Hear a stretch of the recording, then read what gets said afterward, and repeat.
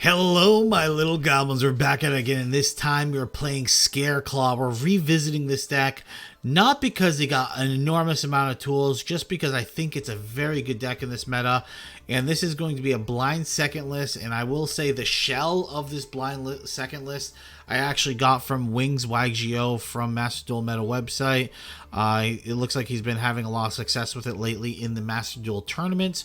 So we do have a little bit of differences within the deck, but the kind of the whole idea of the deck is that's where I kind of derived it from. Let's talk about the deck real quick though. So this deck, yeah, it does what it wants to do, and it does it very well. Karakari Divine Carnate's a really solid card for getting rid of multiple threats. This card is going to get a lot better with Kashtira when they eventually come into the meta. But right now, if you guys don't have this, I don't think it's that 100% necessary. But like I said, it does remove multiple threats. So, I mean, that has to count for something. We're running 3 Lightning Storms, a Regeki as our board breaker, and as 3 Swords of Concealing Light, which is quite a lot. But with a lot of trap decks in the format, mainly Labyrinth, and with a lot of just link decks in general, they play their cards in attack. It's very good for taking those types of decks out. And playing against everything else, Swords of Concealing Light is a pretty good way of shutting them down. Now, the main differences I would say with my extra deck that I put in, honestly, I don't even think you need the Topologic Zero Boros. I think the main difference the main differences I put in this was I put level 3s where he had level 4s, just because it's much easier to go into a level 3 XZ than it is a level 4. So that, I would say, is the main difference between both of our decks. That, plus I'm also running Vice's Starfrost because it lets you go into Baron. But yeah, this is a going second deck, so you 100% don't really need the Vice's Starfrost, but I do like the card, so, and I have it, so that's the reason why I used it. So let's get into some matches, and you guys can see how the deck performs, and pretty much what you're supposed to do in a lot of these matchups. Hello, we're here with game number 1 against Klee, and our hand looks pretty baller. And our opponent is a rat. They only play 1 card, okay. We're gonna have Harpies. And it's a super poly, so it's a good thing we Harpies. Gonna go into Lightheart. Lightheart's gonna get Ash, and that kind of just ends our turn. You would think we could play past that, but unfortunately, since our opponent has no dark monsters in the graveyard, we're not gonna be able to OTK or anything like that. So that's kind of unfortunate. And our opponent's playing Tearlaments, which is even funnier, isn't it? I'm gonna activate Maxi on the Polymerization. I feel pretty good about it though, because I have a Bestial in hand. But he does get all this going. Instead of just, I could have Bestialed to banish them early, right? But then if I did that, he probably just uses this to send something to the graveyard. And I didn't really give a shit about Soul yet, because we have Straddle to negate it. So I just was like, okay, just do what you want. He goes into Grapha. I'm like, okay. We're going to look to OTK. We drew a few cards. We drew 2 cards off that. So now we're going to go for the Imperm. He sends Keldo to the graveyard, which is actually, this is what's really annoying. Like, the Shufflers are really painful for this deck because you need a target in the graveyard. So I'm going to negate this so I can grab a rival because I need to bait out Keldo. And it does because my opponent has no idea what my deck does. So he shuffles. I'm going to use Bestial Bahamut. Bestial Pizza Hut. You're going to sit that. You get that. We grab this. Summon. Boom. There's the Tri-Heart. And now our opponent is super dead. We did not need straddle damage to kill our opponent. And now we're going to boop. Boop. Boop. And that's how you clean it up, folks. That is how you clean it up. So being patient with some of our cards, I think, paid off in the long run. Hello, we're here with game number 2 against Wika Pipa Poopa. And he's going to start with a pot of E. I mean, this is a trap deck, 100%. I would assume, at least. You're going to Lightning Storm. He's going to activate D-Barrier. He's a rat. It's a good thing our deck is not affected by D-Barrier, because that card's annoying. And he's definitely playing like Labyrinth, and we're getting Gamma. So this is fun. This is an enjoyable game. We're going to activate Pizza Hut's effect here. And he's going to max us. So our opponent just had every answer possible for what we had. So I don't feel too bad about getting Gamma because, like, I had no answer for Maxi anyway. So we grab the Drew's room. He plays the lady. Okay, that's neat. As long as he doesn't have Coup Clock, I think I'm fine. But he can grab Coup Clock here. He doesn't because he's a rat. He's going to kill my card. Okay, cool. Tax me for 16. Cool. I'm just going to summon Drew's room on his turn. So now we're going to summon Rykart, add the arrival. We're going to go into our Lightheart. And that's going to grab the field spell. And the field spell again is going to be huge. No, it's not. Our opponent has Terrors of the Overroot. Now here, I could activate Straddle to negate him activating his card here. And I don't think... The reason why I think I don't do that is because I know for a fact I can Ash any, like, welcome he has. So I just let him do it. And I also have an answer with Divine Incarnate. So I wanted to use the effect. So he summons that. I tribute. We go into Dark. We send that to the graveyard. We steal his card. Now, Divine Incarnate has a secondary ability. At end phase, you can take opponents from a monster from your opponent's graveyard and summon it. So we Monster Reborn his card. Boom. Thank you. I'm now playing Labyrinth. I am the captain now. And our opponent activates his big welcome. I activate Shut Up with Ash. And he sets a card. And unfortunately for him, he's about to get met with the Access Code Talker. I do this just because there are some people playing like Mirror Force, like Stirring Mirror Force and shit in their deck. I didn't feel like getting my ass blown out by that, so I was just rather safe than sorry. See you later, Wika Peepa Poopa. Hello, we're here with game number 3, and our hand is looking pretty steez. I open like 30 straddles every game. I'm not really sure why that's the case. I will say in the original deck list, they had 3 straddles, and I used 3 in the beginning, so maybe this is a game where I had 3. But I did cut it down to 2, because 3 was just like way too much. I just got opening 2 every opener, and it was a little awkward, I'll be real with you. I think we had 2 arrivals. I think 2 arrivals is a good amount to have.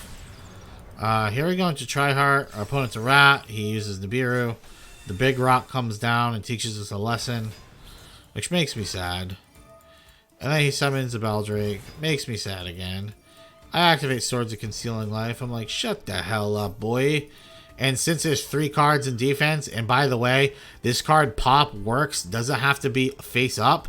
They just have to be in defense, which is why I love the Swords of Concealing Light in the deck. I end up popping this back row. He's playing Welcome Labyrinth. Pop. It was just, we popped unevenly. And then we go into another Scareclaw. The Scareclaw, it looks odd grabbing another one, but this card's effect is not once per turn, but this is, so this is just for next turn. So here, from here, we're going to go into Dark, and since he sent Lovely to the graveyard, we're going to summon that. Thank you. We're just going to pick apart his entire board for doing what he did to us. Now we just go into Nightmare Phoenix. We have 4 cards in hand. We're Gucci. Bye-bye. And he quits. He can't handle the steezing I was doing on him. I was giving him the good old steezing. We're here with game number 4, and I open double Karakuri Divine Incarnate a lot, I feel like.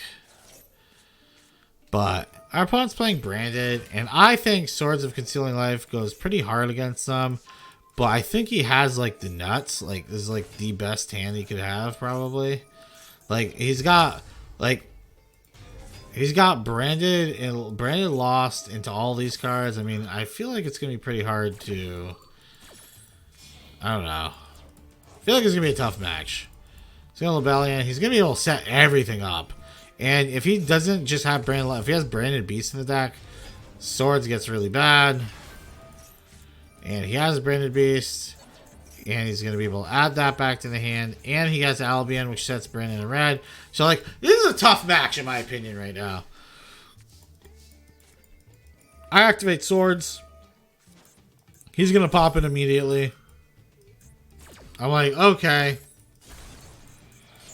That's unfortunate. I play Rykart. He's going to negate it with my courier. Okay. That's annoying. I play Acro. Here comes Lightheart. Lightheart's effect activate. He's going to activate Brandon in red. I'm going to max C. And then my opponent's going to activate Mirror Jade. Here I thought he was going to go into a Guardian Chimera, to be completely honest. I swear to God I thought he was going to go into Guardian Chimera because he just used this. But he ends up just going into Grand Google. Which, I mean, it's cool, I guess. I don't know. He's going to send Guru to the graveyard, lets him draw another card. So his hand right now is, okay, well, I guess it's Baldrake. But we know he has Branded Fusion and Albion in hand as well. So he drew Baldrake off the top. He's better than us. I activate the field spell, which lets me grab Balloon. There we go. Summon, activate Revival. And here comes Big Boy Thomas. Tryhard. It's going to send everything in defense. Now, unfortunately, I don't have lethal. No matter how much I slice it and dice it and mice it, I'm not going to have lethal anyway. So I have a choice to make. There's no point for me to pop the Mirror Jade. There's literally it's no threat to my boss monster. There's like no point in me popping it. Let him do what he's doing here. Who cares about this card? I popped the back row because that trap is the only thing that really outs the Tryhard right now. So getting rid of that was huge. And then we're going to pass. We're going to maxi his opener. So here's Albion. Actually, it's Branded Fusion. Goes into Albion. There's a draw for me. His cards trigger. Bada bing, bada boom. He has Masquerade Dragon. Okay, cool. Still no chance of outing Tryhard right now. I'm gonna activate. So I activate Drew's Worm because I know he probably, if he's playing Beast, he most likely has the other card that lets him draw. So I activate this and actually just baits out the Mercurier, which I'm fine with. They adds Branded Fusion, which if he had Banishment, this would be scary. But my opponent isn't running Banishment for some reason. So this just makes it super easy for me. Probably not running Banishment because he's running all these other branded cards, right? Oh, wait. Oh, wait, never mind. I thought that was Banishment for a second. Yeah. So we pop his card. We're pretty much steezing up on our boy here. We're going to activate the Swords of Concealing Light. I'm going to activate Straddle. He's going to go Banish. My card gets huge. But you see, I don't let that shit slide. So boom, bada bing, bada boom. Here's the Acro. Bam. Goodbye. Have fun. Thank you. Hello, this is the 5th and final game against 4, and our hand is, I would say it's pretty good. It'd be a lot nicer if we had one of our level 3s already, but this will make do. And we get Gammed, so we cry now. Instead of leaving the match like most people probably would when they get Gammed on Max C, I'm going to stay through it, and we're going to actually see what we can do here. He goes into Sprint. I end up imperming the Sprint because, I mean, Sprint is just like you get 2 bodies. Didn't feel like dealing with it. Goes in the Jet. He's still going to be able to put up a pretty gnarly board here. Here's Melfi. Okay. There's Caddy. Boom, boom. And he has set 2. So, we're going to lead off with our Rykart, which he's going to chain Melfi Caddy to, and he's going to chain that. And I thought right now, and I still think, it was really dumb to not just grab red. I feel like it's just really greedy. I get you want to grab, like, follow-up, but having the extra negate's, like, kind of huge. Especially since you know I'm playing Scareclaw, you know what I mean? This is, I definitely did not see. This kind of came out of left field. He pretty much took my Divine Carnet, which was going to pretty much get rid of half his board if it did resolve. Or at least like 2 or 3 monsters. We grab the field spell. We activate Arrival. Here's the Melfi Cat. Pretty much what I'm trying to do here is I'm trying to bait out Carrot. like Carrot's effect. So he's going to do this. I'm going to activate Straddle, and finally Carrot activates. So now I can activate the planet. Planet is huge because it lowers the defense on his monsters too. He activates D-Barrier. Here comes this. Here comes another planet. We activate Arrival. So the big mistake, I actually, like, this is so crazy. My biggest mistake here was grabbing Acro. So I should have grabbed the one that does piercing damage, and I'll show you why. Because he's already at 5k life points. If I go into Tryhard, I bring back, pretend this is a piercing card, and then this is Astra. His attack, he's at 400. So if I attacked this with 3,000, I would have done 26, and then this would have given me 500 defense. And I attacked here, this would have been 20, yeah, it would have been 26, and then 25. It would have been 100 over lethal. But now, since I grabbed Acro, I can't really do what I want to do. I can't even get close to lethaling him. So I give him another chance of coming back, which is not good. So just make sure, if you're playing this type of deck, you're doing the calculations before you're grabbing just like random monsters. Because it definitely could have been a lot more punishing than it is right now. He goes into Gigantic Spright. I mean, the good thing is, like, the only card he really has to out my Tryhard was either Smashers or Avermax. But we can out Avermax. That's another thing, too. We can beat Avermax. So, we activate this. He goes into Goddess. Again, not a big deal here. We add Rykart summons. We grab Straddle. And then with Straddle, he's just already dead. That's why he just concedes. So, it's going to be a GG. Hello and welcome to the recap. If you guys enjoy this type of content, subscribe to the channel and join our Discord. We're over 500 members strong, and we're only growing. We host tournaments at 6 p.m. Eastern, and all the rules are posted in the Discord. We also do Duel replay reviews, where you can be posted in the top 5 of the week. So check it out. Let's talk about the deck. How did the deck perform? I would say the deck performed pretty damn well. We climbed a few ranks in Masters, and all we did was go second against top meta decks. We played against Spright, we played against Tearlaments, we played against pretty much Labyrinth, any meta deck that you can think of, we probably played against it. I think one of the few ones we didn't play against was maybe like Dragon Link, but I can't imagine that deck was going to be like too difficult to beat either. Going second with our pile, like what we have going here. We have a lot of good going second cards. This Divine Incarnate goes pretty hard too. I don't know. I feel pretty solid about the deck. Cards I think you don't have to craft if you don't have it. 100% the Zero Boros, the Mech Knight Avermax. I don't think neither of these cards need to be crafted. Honestly, you could just take out the entire Baron package too if you don't want it, if you don't have the craft. And yeah, other than that, I think all the other cards are pretty useful. But yeah, it's just a good going second deck, and I think it has a lot of legs, considering like your opponent a lot of times will not know what to negate because you don't run into Scareclaw that often. So a lot of the times, like when you, let's say you summon Rykart, you might have like Straddle or Rival, they might just snap negate Rykart. And even though Lightheart is actually better in a lot of cases, because maybe you need that extra body.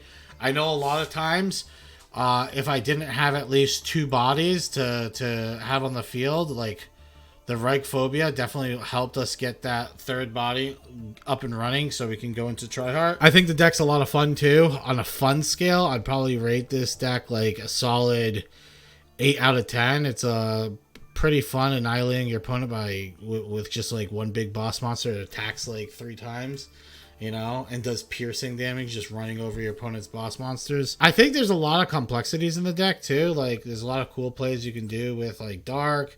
You have the Bestials too that kind of help going second. And obviously we have like Swords of Concealing Light, which I don't think anyone really plays around. No one's really expecting this card to hit. But when it hits, it definitely is devastating. I would argue that flipping, like, in this meta, the Swords of Concealing Light might be better than, like, Lightning Storm. Because, like, if you're playing against, like, Tearlaments, and they're running, let's say they have Soliac and stuff, their Soliac can't activate if you swords them. because they need a monster, like a named monster on the field. They need like a tier name to activate their Tearlament cards. So like this card goes kind of hard, and if you use Lightning Storm just triggers all their abilities. So it's one of those things. You could look into doing evenly match, but I think evenly match hurts this strategy a little, because the whole strategy is built on like just killing them, like OTKing them. So an evenly match uses your battle phase. So I don't know. I'm not a fan of it. I think what we got going on here is really good. On scale 1 to 10 in power level, I'm going to give this deck like a solid like 7.5, 8. I mean, like I said, probably 7.5. It is a going second strategy, a blind second status strategy. That being said, if someone makes you go first, it's like kind of rough. You're probably gonna lose that. But going second obviously feels great. But there are some end boards your opponent can make that you just probably just can't break. If they just set up enough negates, you kind of just fuck. And like if you don't draw, like let's say you don't draw, well, let's say you just draw Swords of Revealing Light and they set up like 5 negates or like 3 negates, and they have a negate for the swords, you probably just lose. Like it's gonna be hard to kind of play through all that. So that's one of the things I would say. And on a tier, obviously this is gonna be a rogue tier deck. Hopefully the great thing about Scareclaw is if you guys don't have these Scareclaw cards yet, I'd probably just wait until they release a secret pack for them, because it is a lot of URs. Like there's 3, there's 2. You can make a third of this too if you want, but we don't have to. But like just think about it. It's 3, 6, 8, 10 URs just in Archetype. That's kind of tough. Especially in this economy. But I will say that this deck does get a lot better as new cards come out, because there's other archetypes in the future that are going to use Scareclaw. So when the secret pack does come out, it's not a horrible thing to invest in. Let me know what you guys want to see next. I'm open to suggestions, so let me know down in the comments. All right, goodbye.